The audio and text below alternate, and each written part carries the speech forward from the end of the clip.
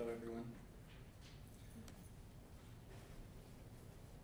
Okay, guiding change, Netrin 1 and synaptic plasticity. So, experiences define who we are. Educational experiences define our knowledge and shape our future.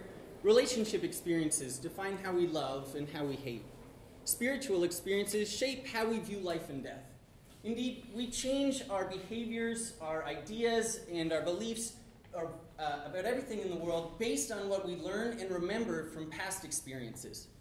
Now, if the brain is the seat of our mind, then all of these experiences throughout our life is somehow translated onto or contained within this physical structure.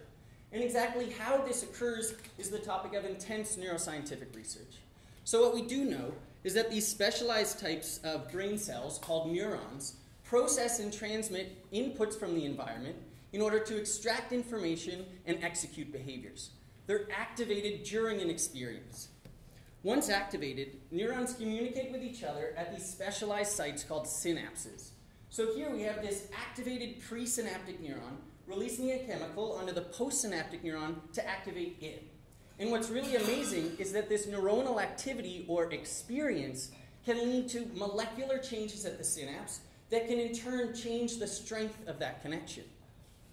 Now, in neuroscience, we use the word plasticity instead of change. And we think of something as being plastic when it's malleable and can be modified, yet it retains its basic composition. So synaptic plasticity allows for physical changes to neuronal networks in order to encode our experiences. Now, some of these physical changes that we're interested in occur at this postsynaptic cell here, at this protrusion called the dendritic spine. So here we have an image of some neurons that are fluorescently labeled in a slice of a mouse brain. And we can use a special kind of microscope called a confocal scope to generate these 3D representations of one of these neurons. And when we zoom in on one of the dendrites of this neuron, we see all of these little protrusions that Chris was talking about called dendritic spines. Now, we fittingly call these big sort of fat ones mushroom-type spines, and these long, thin ones, long, skinny ones, thin-type spines. And we think of mature spines as being stable, mushroom-type spines as being stable, mature synapses that are storing memories. And these thin-type spines as more immature, and they're not fully integrated into a network. Once activated sufficiently, though, by an experience, these thin little spines can become mushroom spines, and they fully integrate into a neuronal network. So what's Netrin 1, and how do we think it's guiding changes at the synapse? Well, Netrin 1 is a protein that it's secreted from many different cells in the body, and it plays many different roles. In the central nervous system, however, Netrin 1 is best known for its role in guiding developing neurons towards their appropriate targets.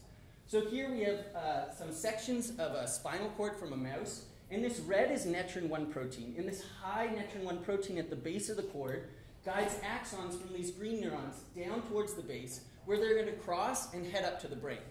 Indeed, most of what we know about Netrin 1 comes from this early stage in development. Yet Netrin 1 is still present later in life, in the adult, after these connections are established. So what's it doing then? Well, our lab has recently shown that neuronal activity causes secretion of Netrin 1 onto itself and other neurons, and this can increase the strength of synaptic connections. So this graph depicts the strength of a connection between two neurons.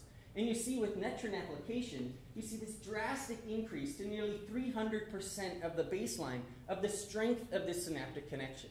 So we think that Netrin is causing an increases how one neuron responds to the inputs of its neighbor. So my thesis is looking at the underlying mechanisms of this Netrin 1 mediated synaptic plasticity.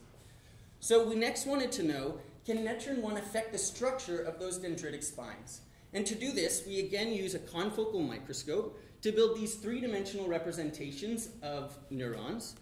And I hope you can appreciate, so when this teal dot comes on, we're putting Netrin on. And I hope you can appreciate some of these spines, the volume of them at these arrows is going to increase after Netrin 1 application.